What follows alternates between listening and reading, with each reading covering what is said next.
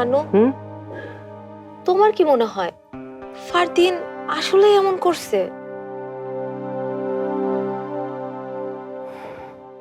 আসলে অন্ধভাবে কাউকে বিশ্বাস বা অবিশ্বাস কোনোটাই আমাদের করা উচিত না রাশা।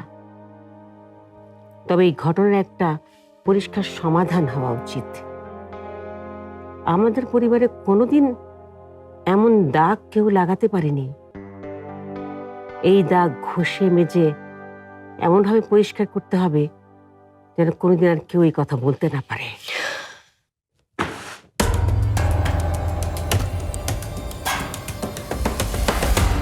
ময়নার মা, খালা, খালা। জি। এই ব্যাগটা বাইরে নিয়ে গিয়ে ডাস্টবিনে ফেলে দিয়ে এসো।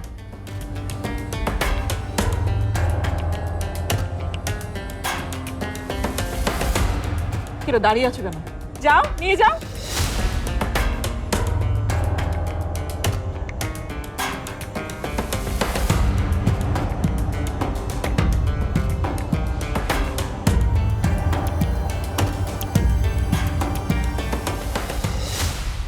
কে এটা বৌমা?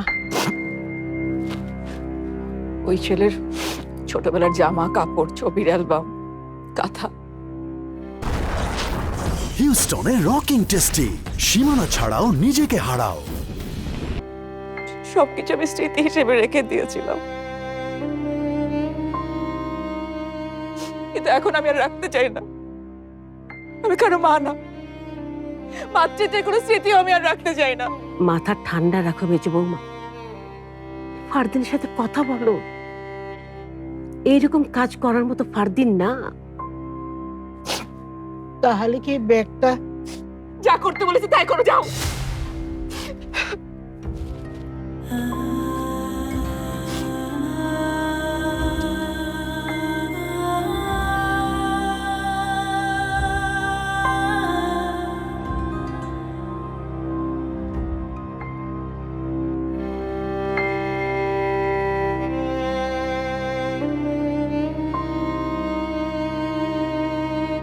কই যেতেছো তুমি?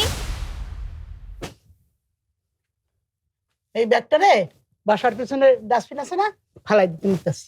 স্মৃতির বাক্স, ইংরেজিতে কয় মেমোরি বক্স। কি পাগল নাকি তুমি? বললো আর নিয়ে চলে আসলা?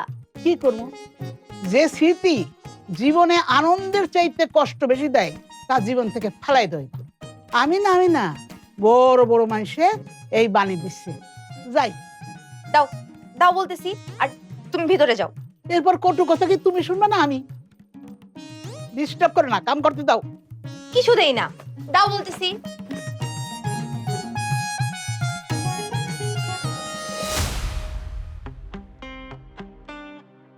কিছুদিনের জন্য ব্যাগটা ব্যাকইয়ার্ডেই লুকিয়ে রাখি, কারণ আমি জানি মেজো আমি রাগ কমলে সে এগুলোর জন্য আবার কান্নাকাটি করবে।